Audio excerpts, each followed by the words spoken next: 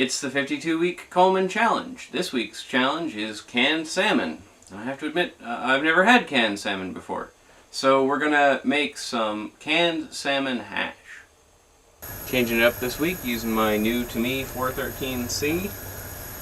Put a shot oil in the pan. And we'll start with the potatoes. They have to cook the longest.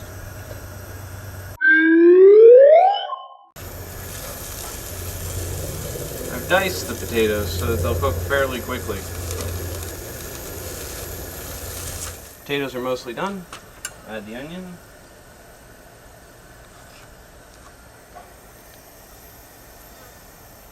A lid makes the cooking a lot faster and gets the potatoes cooked all the way through without them being completely black.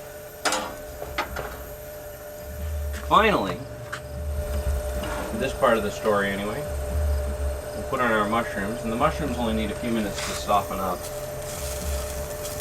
And, star of the show, salmon. I have gone with Alaskan red salmon, which is also called sockeye salmon. And I was warned up front that there would be bones. A little bone right there. I'm not much into bones. So let's take a few vertebrae out. Oh man, that's a whole vertebrae right down there. This is actually salmon steaks. I didn't expect that. So what I'm going to do is just plop these in. And then I'll break them up with the spatula in the pan as they cook. I'm going to try and get the skin out. I don't eat straight up scrambled eggs ever.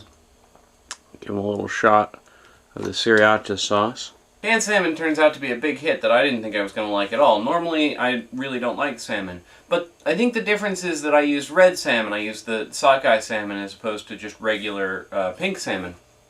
And I've never had sockeye salmon fresh before, so that's going to be a new thing to try. I didn't get all of the bones out of the salmon. Some of that vertebrae stays in. But it turns out that the canning process makes the bones really soft, and they're quite edible. I don't think that that's something I would worry about in the future. The other nice thing is that canned salmon, the use-by date on it is 4 years from now. So you can safely store salmon for at least 4 years. So that's a big plus if you want to have something in the house for emergency meat, and it's a better tasting alternative to Spam, that's for sure. So anyway, that's week 31 down. We'll see you next week.